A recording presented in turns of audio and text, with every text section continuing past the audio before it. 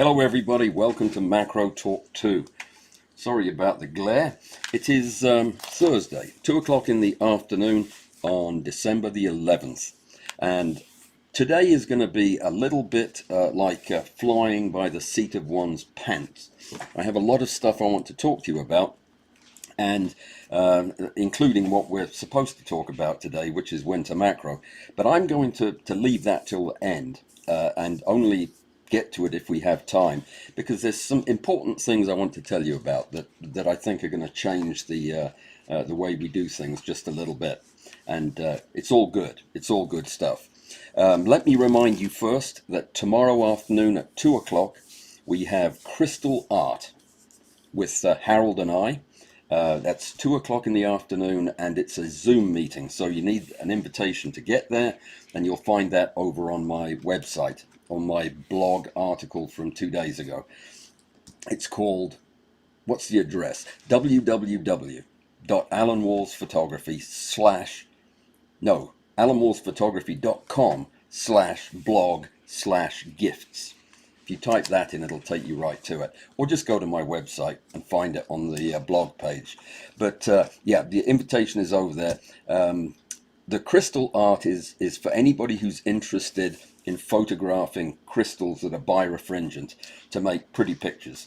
And yeah, it's a lot of fun. It's completely free, and you are welcome if you want to come. Just get the invitation so that you can get in. And we'll see you tomorrow at 2 o'clock.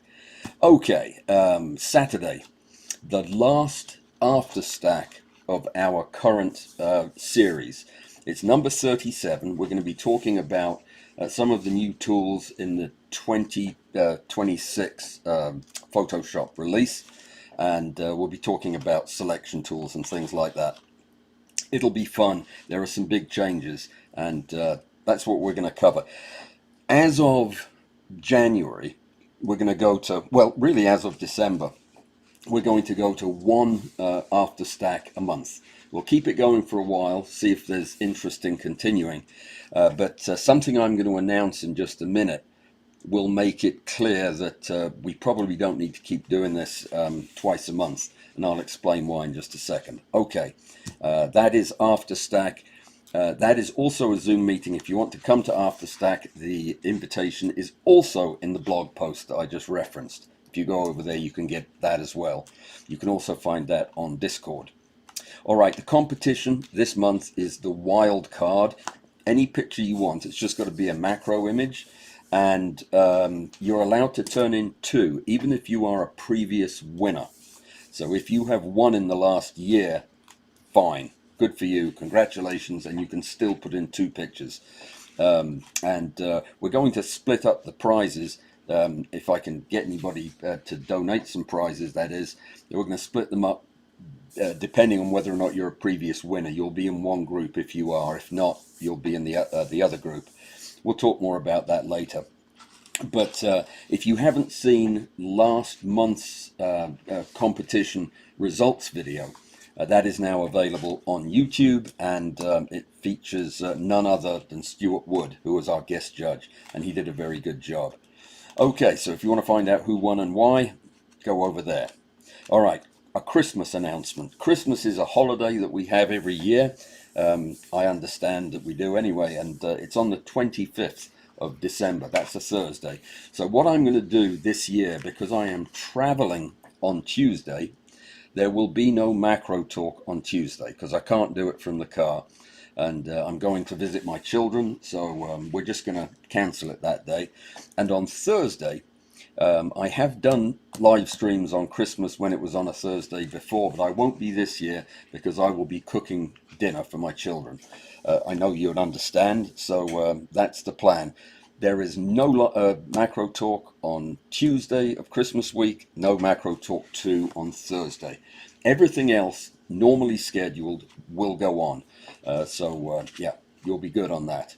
All right, I think that's everything. Now, I've got 2 announcements that I want to make. One of them is very significant, one of them is less so. The less so one starts with a story. This morning I was trying to get an insect ready to photograph, Would you like to see the insect? I'm sure you would. It'd be better than looking at my shiny scalp. Oh, by the way, before we get to that, greetings, Joel. Joel is a new visitor, and Joel, you are most welcome anytime you want to come. And I'm sure that the rest of the folks are going to say hi to you at some point. But you had a question. Do I still use, or do I still like, or what do I think of the Wii Macro? I absolutely love it. The only thing I never liked about it was the controller. I didn't like the controller through my phone because my phone stays busy all the time. Other than that, I've always found it to be as good, if not better, than most of the other rails I've used. It is not maybe as slick as the Nova Flex. It has not been around as long as the Stack Shot. But as far as accuracy, when it was tested, I did some testing with it, 2 years ago now. It outperformed most of the other rails. So it is a very good rail. It's excellent at what it does, and I love it. Use it still to this day all the time. When I have two rigs going, one of them is that. So yeah, love it, and we'll continue to use it until it falls apart, which I don't think it will. All right, now I was going to show you the bug that is the beginning of my story. It's not a very good look at it, I'm afraid, because oh, my light has gone dead. Can you believe it? I had a little I had one of these, my RM75 or whatever it's called, and it went dead before we even started. So I don't even know if you can see this thing. Probably not, but that's okay. I'm going to put a magnifying glass on it. So I was cleaning this thing. I got it from a trusted vendor, and there you, yeah, get a bit of light on it like that. Now this isn't working, is it? Anyhow, this little guy is a tiger beetle from, where's he from? I forgot that already as well. Guam or something like that. But he's an absolutely gorgeous little beetle.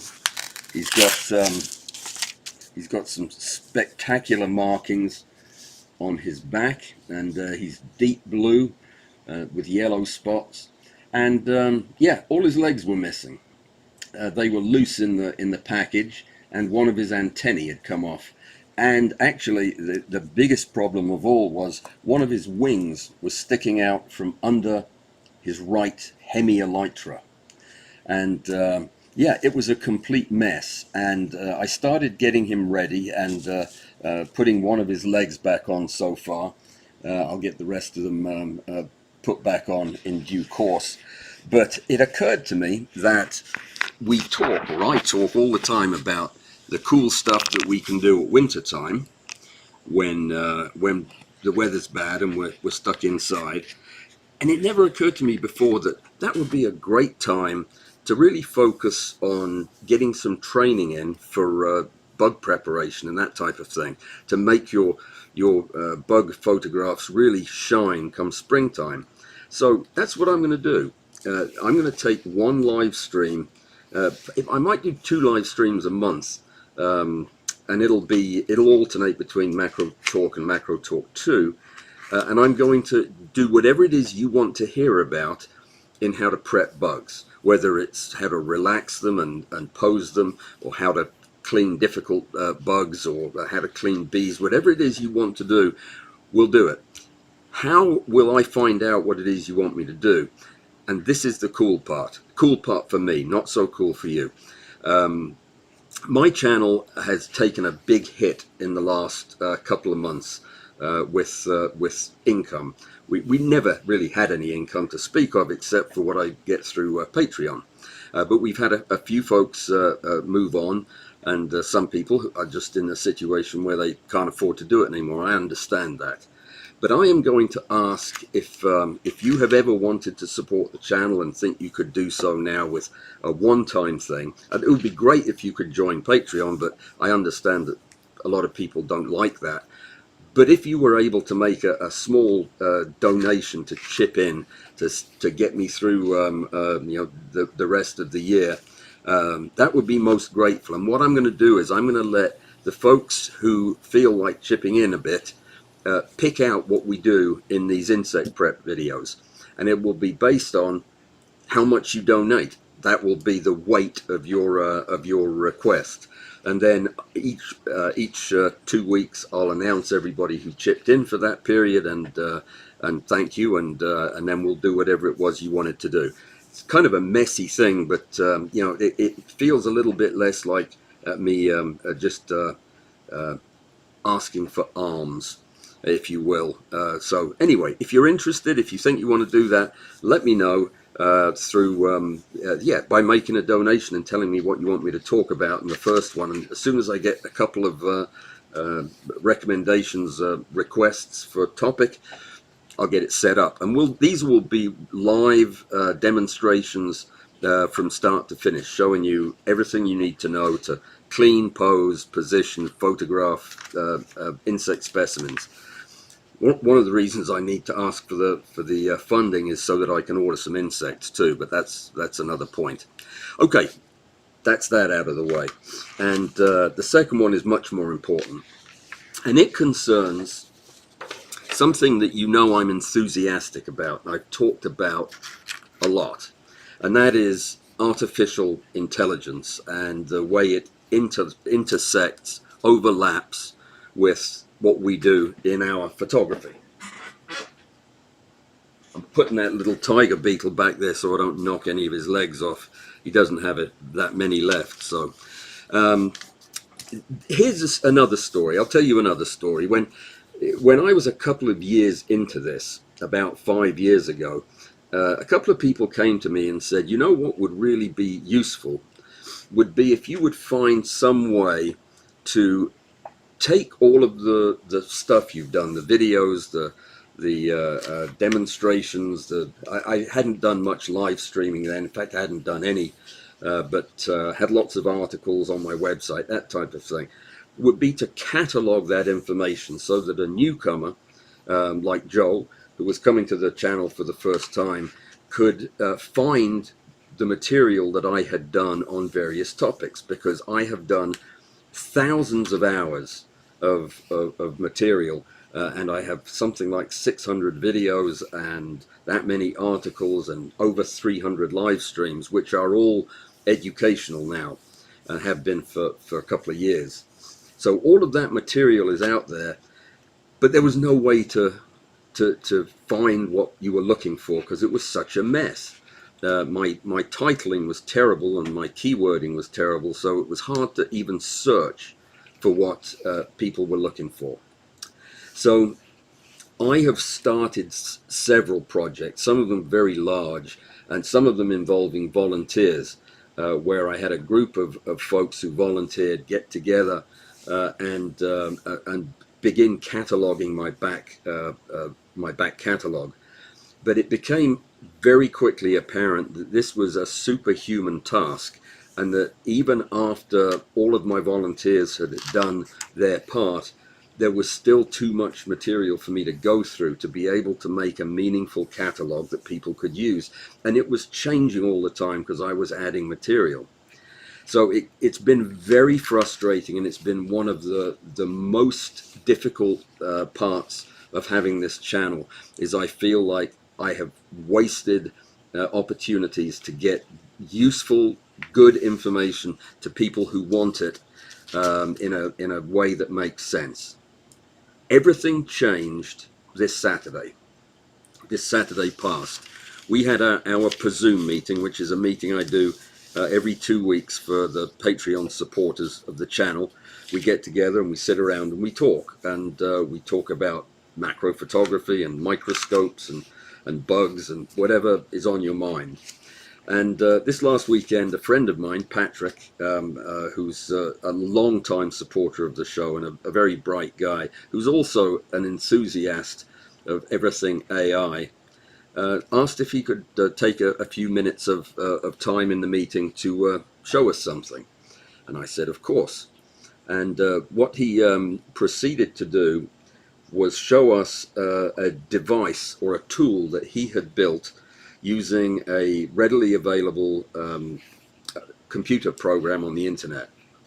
I won't go into the details because they're not particularly important to you. They're just important to me right now, and I'll explain that in a second. But what he had basically done was he had taken this computer program and loaded into it a selection of about 100 of my videos. And then he proceeded to ask this program questions and to ask for materials related to the stuff that it had been fed, my material that it had been fed. And it was able to answer with remarkable clarity and accuracy.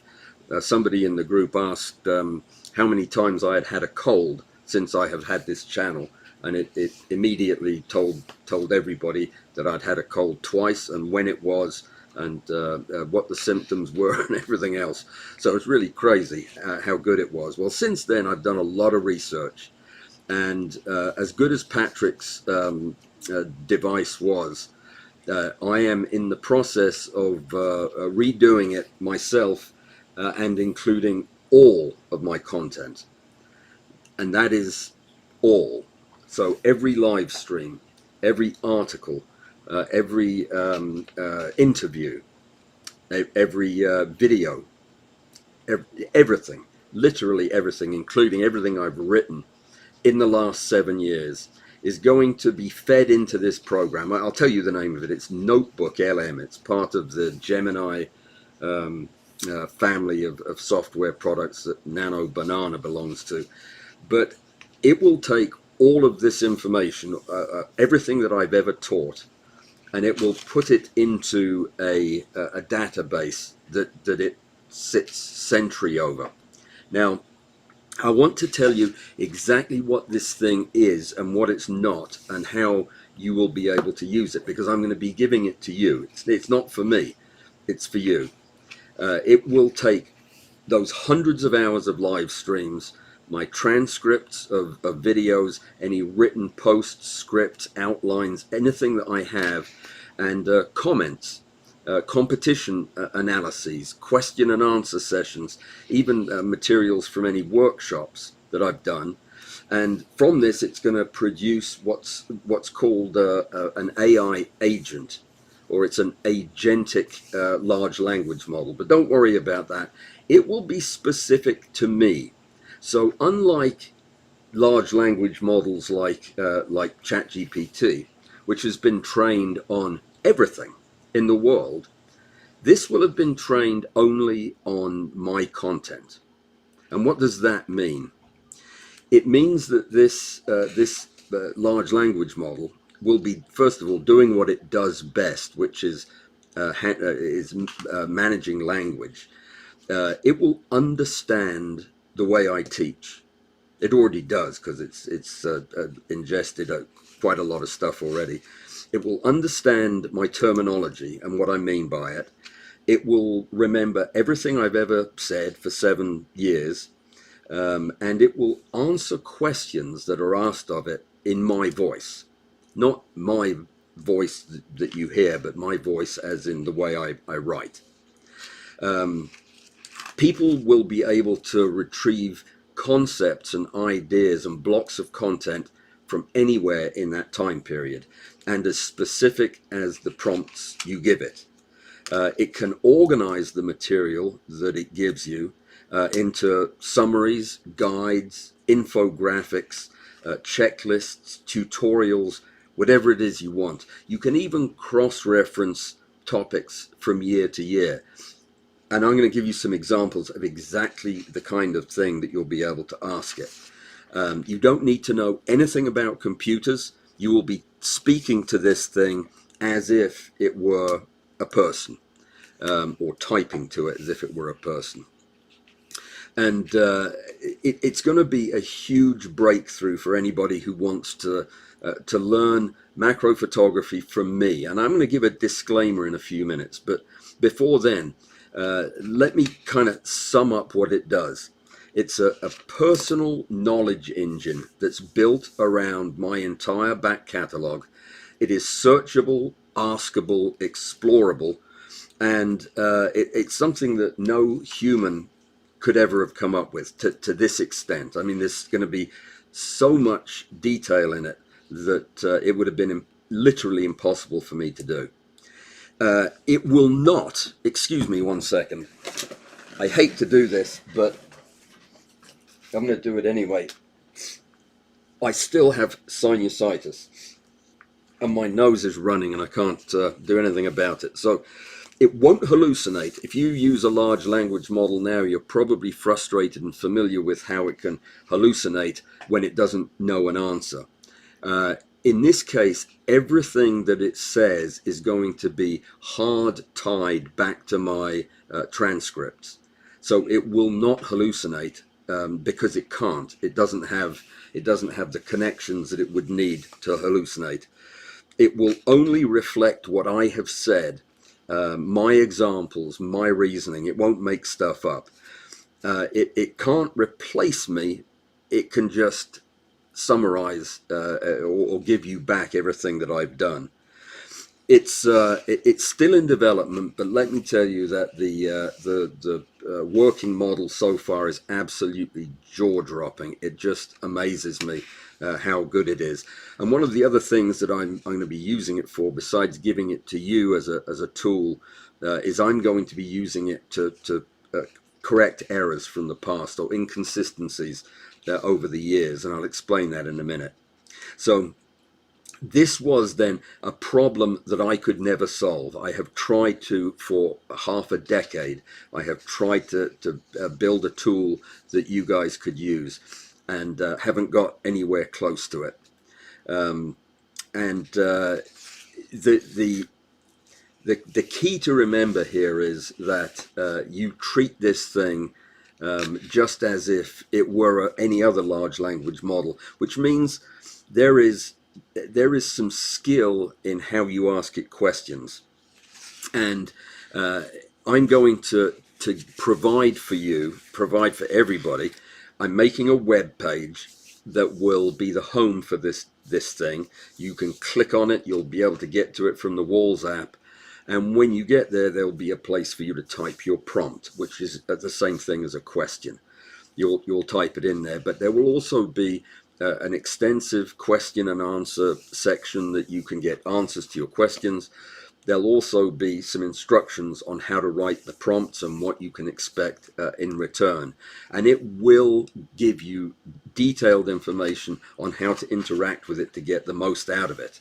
But you can consider this like an Alan Walls photography research library, if you will. Sounds rather highfalutin, but it is something like 20 years of collected knowledge.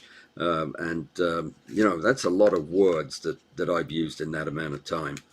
So it'll be a coherent, searchable, encyclopedic block of knowledge. And the most exciting thing is you will be able to specify exactly what you want for your use cases. It's not like what we were going to give you was a list of, if you want to learn about focus stacking, look at these 3 videos or look at these 15 videos.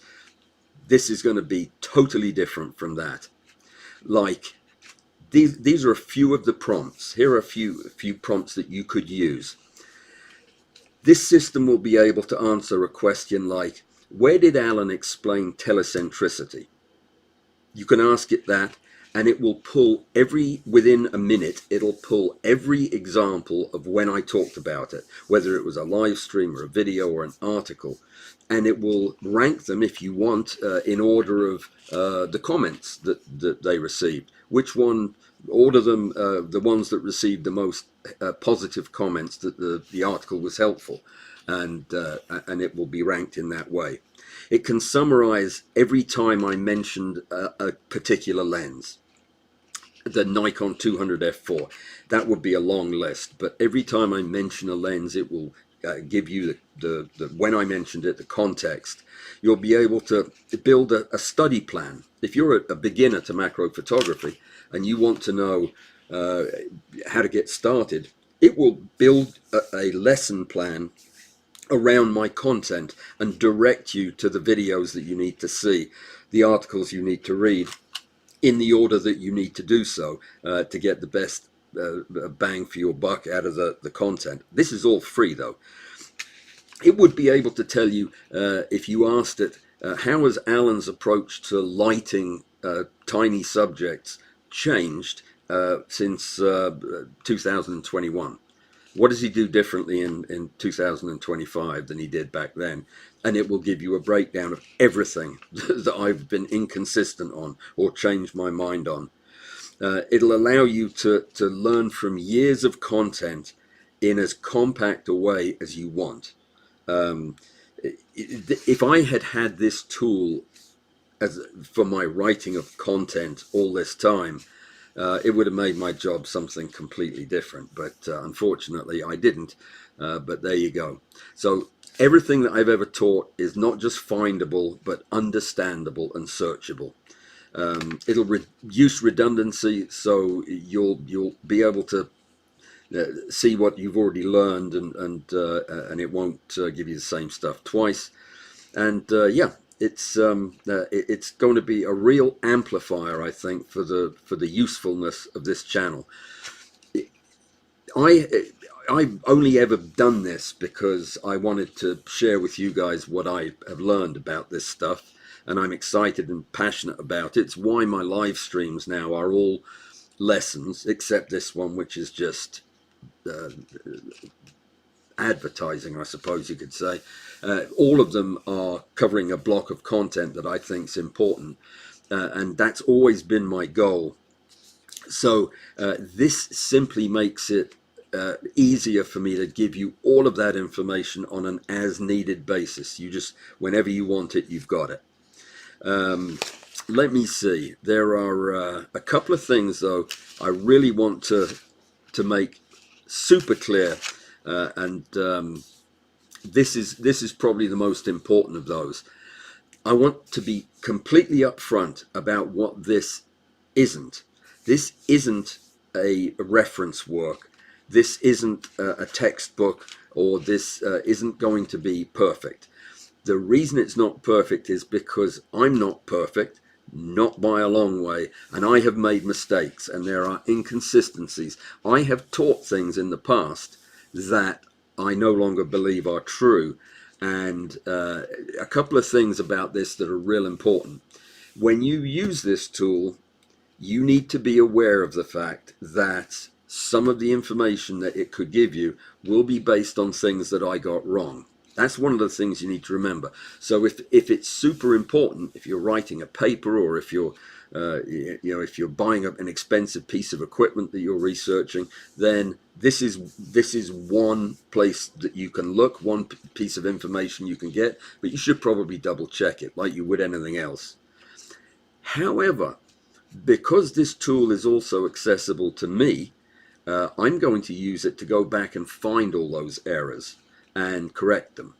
So as time goes by and as our experience with this matures, those errors and inconsistencies are going to become significantly less apparent, and hopefully over time we can really get it cleaned up. So I'm excited about that too. So I think that's everything I wanted to say. If there are any questions, then probably the best thing to do would be to wait for a little while until I get the web page finished. I've already started it, but there'll be an ethics statement over there, a privacy statement. If you're concerned about typing anything into a device like this and then us collecting data on you, that is absolutely not the way an agentic LLM works. I don't have access and wouldn't know what to do with any data. We don't collect data, nobody else does, and this stays in my local system. So this isn't going to be going out to Gemini or Google. This is going to be just within my system, and we don't collect data on anybody for any reason. So that'll all be in there, including a section on how to use the tool, and a practical guide to writing prompts. I'm halfway through that, and it'll be very macro photography specific, so it'll tell you exactly what you need to write. there'll be information in there that I think should put your mind at ease. I don't think you're risking anything by using this, but you'll get a tremendous amount of benefit from it.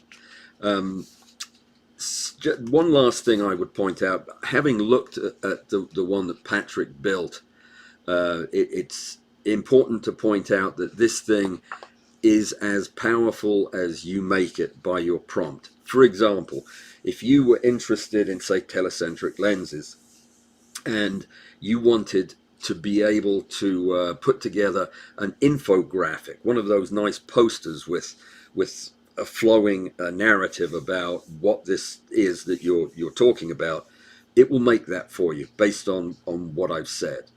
It will do the same for lighting. It'll give you summaries of techniques. A technique that I use, that I've described, in the studio, maybe live. It will break that down and give you a series of bullet points. It'll give you a study plan if you want, personalized to your needs. It'll help you make decisions on equipment. It will be able to say, of these 5 cameras, which one would be best suited to me? This is what I do in my photography. Step-by-step approaches to cleaning bugs, or packing a bag for outdoor photography. All the stuff we've covered, and it will explain all my terminology. So if there's a word you don't understand, you can just ask it. And the beauty of it is, the strength in this is not necessarily the first prompt, but it's what you do after that. For example, you ask it a prompt, you say, make me a personalized study plan, and it comes back and it's too dense, or it's too hard to understand. You say, do that again, but simplify it.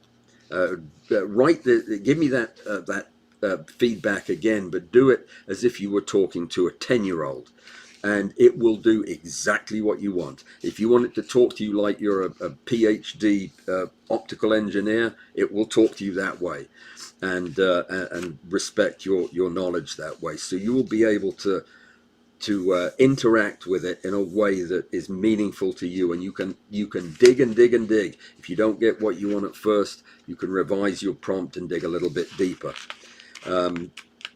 And as I said before, if you're making a major purchase, or designing a new rig, or if you're planning on building a gadget that maybe I talk about that involves lasers or electricity or other stuff that could kill you or blind you, read what it gives you, but also go check it somewhere else. Be responsible with the information. The information is not there for you to memorize. It's there for you to explore with. It's a guide. So it's not a reference book. It's a conversation with a curated version of my teaching history, basically. And I think it's going to be good. A very brief mention, if you're not familiar with writing prompts. The more specific you are and the clearer you are, the better the information you'll get back. Instead of saying something like, tell me about lighting, if you were to say, what does Alan recommend for lighting small shiny beetles at 1 to 3 times magnification? And that will pull everything I've ever said on that subject and put it into bullet points or a guide or whatever it is you're looking for.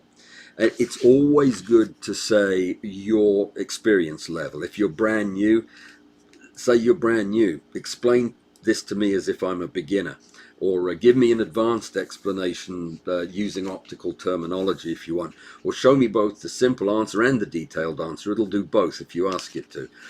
Ask for the formats that are most useful for you. So when you write the prompt, give me this as a checklist, or provide a list of pros and cons, or put a table of pros and cons. Create a step-by-step setup guide for this problem or that, and summarize everything in 5 bullet points, 10 bullet points, whatever it is you want, and use follow-up prompts. Explain that another way, or give me a real example from one of Alan's videos. Tell me specifically where he talks about it, which video and at what timestamp, and it will be able to do that for you. And obviously you can tell it to compare whatever it is you're talking about to using a reverse prime lens, for example. Should I use a macro lens or an enlarger lens for this? It will take everything I've ever said on the subject and give you an answer. Show me the common mistakes that beginners make when they're setting up a new rig or when they're doing greater than 1x photography for the first time. And you can also ask it to give you a 4-week curriculum, 6-week curriculum, 8-week curriculum on learning macro photography from the content. And it'll break down what videos you need to watch, what articles you need to read. And yeah, it will do all of that. There'll be a big section on frequently asked questions. I'm not going to go through them with you now, but that's it. To say that I'm excited about it would be an understatement, because this is the answer to my anxieties over this for years now. I've wanted to be able to do this so badly, because I it's a source of self-criticism that I didn't set this thing up in the beginning in a way that I could make it all searchable and useful. But this modern tech is going to give me that opportunity back. When is it going to be out? It's not going to be released until I have sufficiently tested it to make sure that there aren't any nasty surprises. It is amazing that it will read and understand all the content I put in minutes. It'll just take minutes to read it all and watch the videos and read the transcripts. But it'll take me a little longer to stress test it. I'm going to ask some friends and take some volunteers who would like to have early access to it to test it and find out where it can break. Yeah, I don't know of anybody else in the macro photography world who's using a tool like this yet, though I'm sure most people will when they find out about it. Yeah, the only thing I want to make sure is that it's safe and working as expected before I turn it over to you. But when I do, I'll announce it, obviously, and it will all be pretty self-explanatory. If you have any questions today, please ask them, because yeah, now's a good time to start the conversation. I think that you're going to be happy with it, and I think it's going to answer all the questions that we had before, plus 100% more, because it's so much more powerful than anything I could have come up with. I see big blocks of pink. Oh my goodness, Julie, how generous of you. Thank you so much. And Joel, thank you so much. This is wonderful. Oh, I'm so grateful. John, thank you. Oh, you guys are great. Well, the three of you need to tell me what you want to talk about in our first interactive live stream with the bug prep course. But anyway, thank you. That's very kind of you. And yeah, let's move on. We've got 20 minutes left, and that probably is enough time for me to tell you what I wanted to chat about today. I have given in the past all kinds of alternatives to macro photography that you can do in the winter time, and some ideas for things that you can do with your macro in the winter time. But mostly it was, yeah, just take a break and go do this, that, or the other, do landscape photography or whatever. What I really wanted to talk about today was, what kind of macro stuff that can you do in the dead of winter? What's different about winter, and what opportunities does it give that we might not think about? And as I started going through this, I realized more and more that some of my most exciting times in macro, and I'm a bug photographer, so some of the most exciting stuff I've done has actually been in the off season. And one of the things is, a lot of insects don't die in winter. They just they go into diapause, or they have a place they hide in rotting logs or whatever, so that they can be dormant but alive. And if you find those insects, as I've become quite good at doing, you get some really unusual opportunities to shoot bugs that are alive but very, very still or very slow moving. And it's a wonderful opportunity. So there are definitely places you can go to look. I'm a big fan of finding solitary bees during winter because they overwinter in rotten logs, which is oftentimes where I am looking for slime molds. So it's always worth peeling back a piece of bark to see if there's a sleeping bee under there, because they make for great photographs. And the I guess if you live in Antarctica, I probably wouldn't bother going to look for any logs. They don't have logs down there. It's too cold. Yeah, you probably won't find much fun to photograph down there. But almost everywhere else, except Antarctica and Illinois, are probably good for finding some stuff. I go out every winter and do at least one video walking around looking for winter things, macro things to photograph. So the stuff that normally runs away definitely is not going to in winter. Something else that I'm aware of, I've always been aware of this, but have never really thought about how to leverage it to my advantage, is that the world's color palette changes in winter. As macro photographers, we are always dealing with vivid green backgrounds, blue skies, and all of these saturated colors in our backgrounds. The truth is, as things start to cool down, and the leaves are off the trees, we're oftentimes dealing with these very muted, soft tones in our backgrounds, and it fundamentally changes the character of the photographs. I think it makes them really much more likely to pop.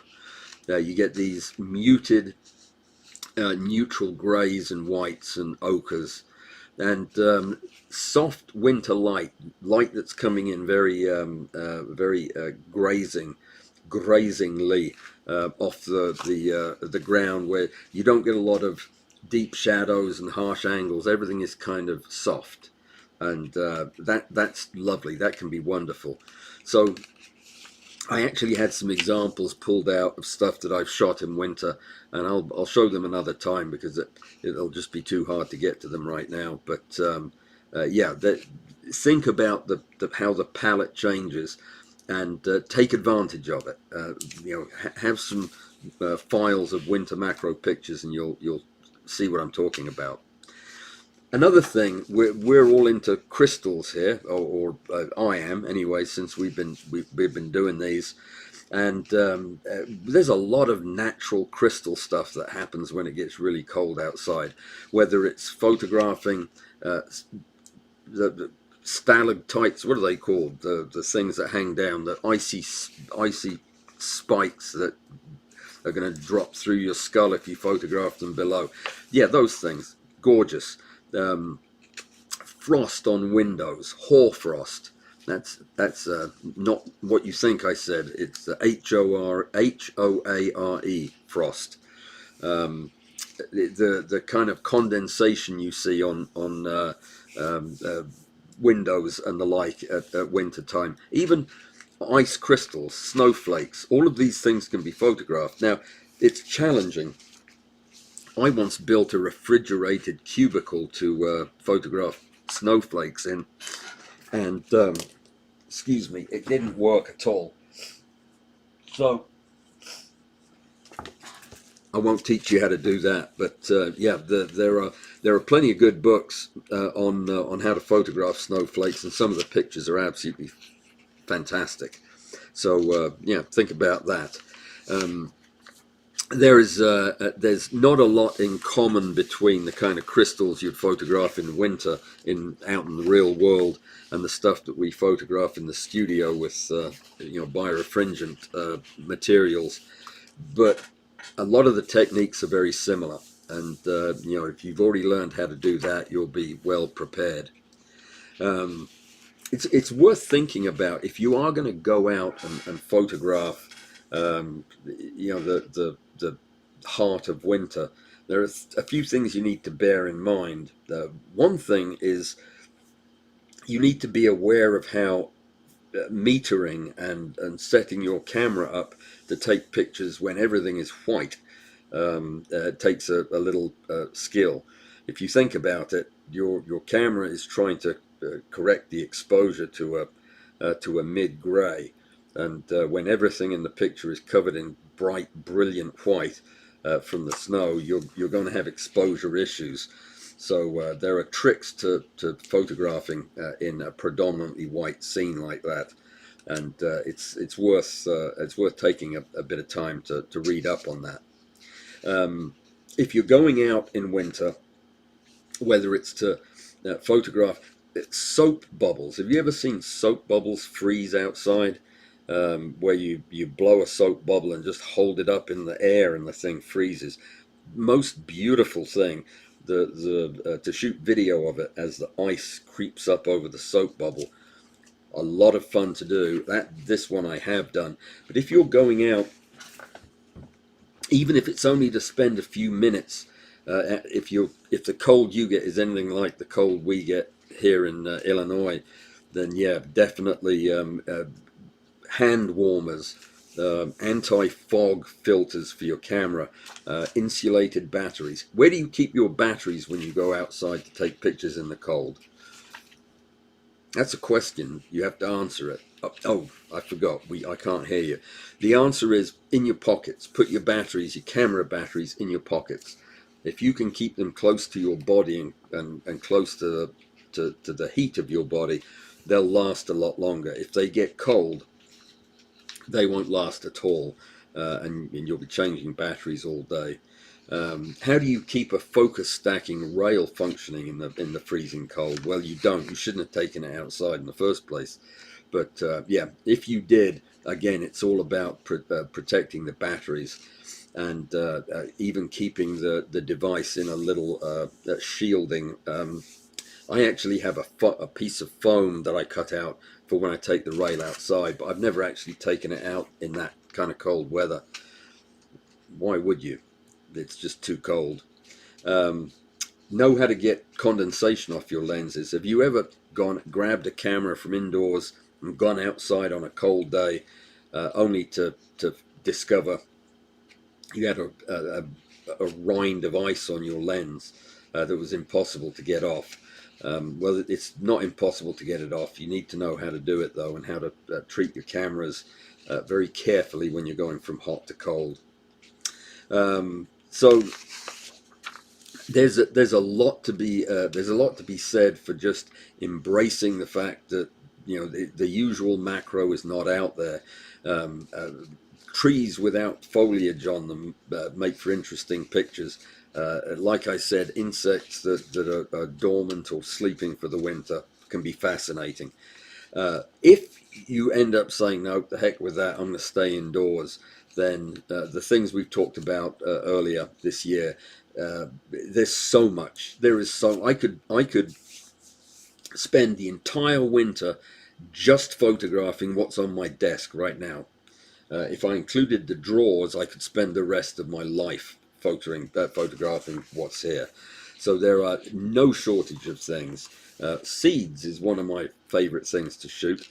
Slime molds, which will last all winter, because once the spores are gone, they last forever. By the way, a dear friend of mine is sending me some oh gosh, now I'm going to forget the name of the species. It's a species of slime mold that I've been fascinated by and looking for so long, and have never found, and always wanted to do. It's a Lamproderma scintillans. Lamproderma is that slime mold that has the green and purple and blue shimmery covering on it. Stunning slime mold. Well, my friend Alison is going to send me a few extra specimens she has. I cannot wait to photograph them. she won the Nikon Small World thing with that photograph of Lamproderma. So I'm confident that I'll win it this year. Not really. Oh, we've got a little while left. Yeah, all the things that we do from time to time. Winter is the best time for things like water drop photography, water drop collision photography, oil and pigment on a surface. Great fun for that. I've done all kinds of cool things in the winter time.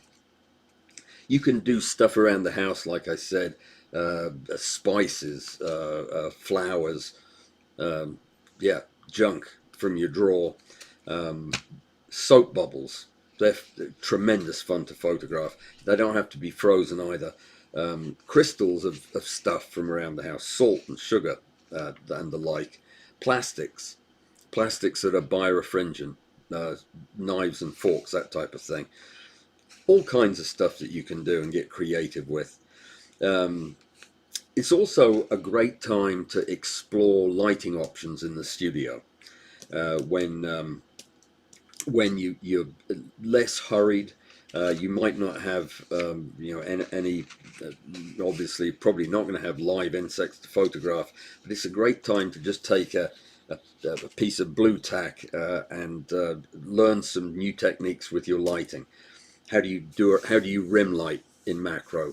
What's the most effective way to use your key light and your fill light to get the shadows and depth that you're interested in? Now's the time to do that, and you don't need anything fancy. Just keep the same rig that you've been using and find a few subjects to shoot.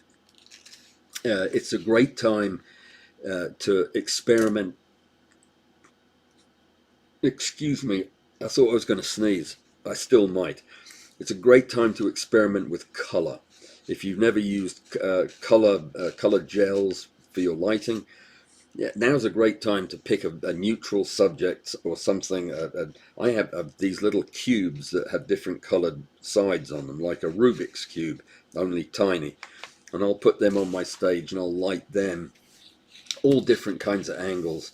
And you can get some really cool images by changing the color of the light. Julie is one of our resident color gel experts, so you could talk to her and get some ideas. But yeah, definitely lighting changes, trying new stuff. The best time to do that is in the winter, before springtime, when we get busy taking real photographs. So this is also a good time, by the way, to learn all about polarization and do some practical exercise using cross polarization till you can get really good with it, because that's useful. So how do we get through the winter? Mostly by staying inspired, and maybe if you belong to a photography club, now would be a good time of the year to see if you can do anything volunteer to help the group out. There's always somebody looking to learn something from a more experienced photographer. Winter's a good time to do that. There is nothing that will make you a more aware and useful photographer with, say, lighting than having to teach it to somebody else. The first time you have to teach somebody how to focus stack, you will realize how much you need to know. It's wonderful, and taking advantage of the down season to put a little time into doing something like that with the community is well worth it. Let me see. You know what? I'm going to quit there. Yeah, I'm going to quit there because I think I've said enough. I hope you picked up on my excitement about the we need to name the tool. If you have an idea in the last 5 minutes what you would like me to name it, my AI has a name, but this AI will be a different thing.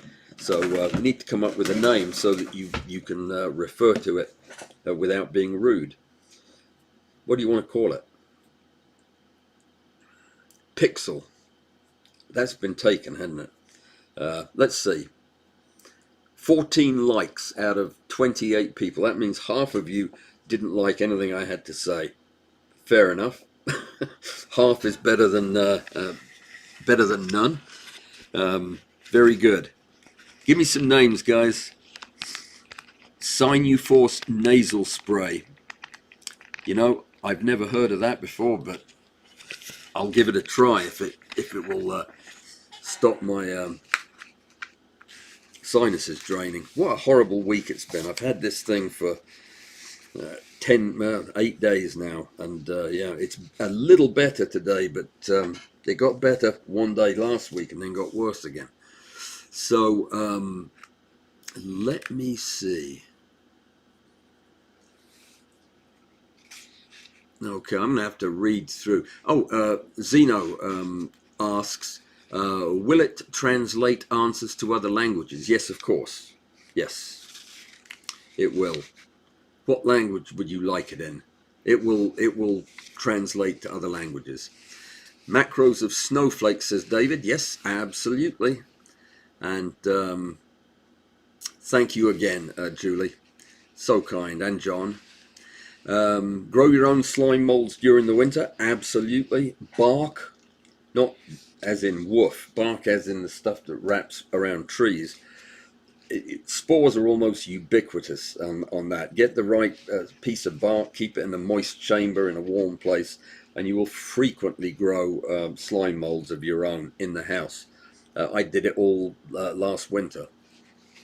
In fact, come to think of it, I have a sealed whatchamacallit upstairs, that self-contained terrarium that has slime mold spores in it, because it grew some slime molds last year. I need to check that. Sky crystals, photographing and understand. Oh, that's Don Comrech's book. Yeah, very, very good. I like that guy. He's good. And yeah, so that's certainly worth looking at. Nasal spray again. How about Patrick in honor of the inspiration? Roy, you are a smart man. I like that. I like that idea. Except people might confuse it or think they are actually talking to Patrick. Let me come up with one. Patrick is Swiss and he lives in Switzerland. Let me think if I can think of something, because I would like to give him the nod. This was his idea. He deserves all the credit. Macro knowledge data system. Julie, that's a bit on the clunky side.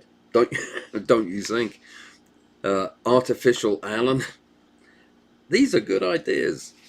Yep, Ingolf agrees it should be Patrick. Yep, everybody thinks it. Patrick. How about iPat? I capital P-A-T. iPat. Macropedia from Graham. I like that one. I like that. These are great. Floyd, as in pink. Love it. Absolutely love it. I'm leaning towards iPat, and we're leaning towards being out of time. This was fun. Thanks for bearing with me and hearing me out. Thank you everybody who chipped in. I'm really grateful to you. I am going to order some insects, and we'll get ready for our first demo session later this month. So let me know what it is you want to look at, what you want to learn, and we'll get ready for the spring. HAL. Yeah, we could do HAL 400 instead of 5,000. I think it's going to be iPatrick by the look of it. Too clever. All right, Arthur, see you later. Thanks for coming. David, everybody, thank you for coming. Yeah, I really appreciate you. And for my Patreon supporters, thank you, thank you, thank you. You're keeping the boat afloat, and I'm grateful to you. So I'll see you all on Friday if you come to Crystal Art, on Saturday if you come to Afterstack, and yeah, next week if you don't. So have a great weekend. Stay safe and be well. If you live anywhere near Illinois, keep warm. It's getting ready to snow again today, and dreading that. Seriously dreading it. But